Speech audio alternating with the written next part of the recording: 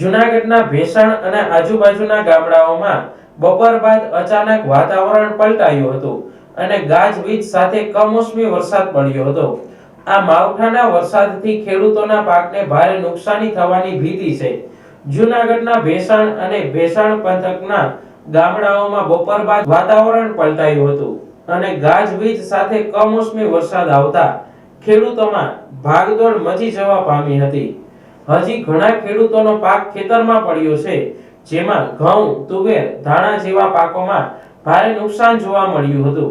ઉપરાંત ખેડૂતોના ખેતરમાં પશુઓ માટે પડેલા પાલો, ભૂકો અને નિરણ પલળી ગઈ હતી.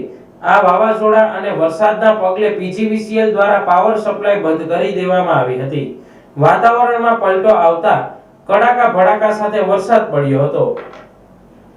હાલ મુસ્લિમ ધર્મનો પવિત્ર રમજાન માસ ચાલી રહ્યો છે, ત્યારે વાતાવરણ થોડું ઠંડુ થતા રોજેદારોને રાહત થઈ હતી. બાદમાં વરસાદનું જોર ઘટ્યું હતું. આ કમોસમી વરસાદથી બજારોમાં પાણી વહેતા જોવા મળ્યા હતા.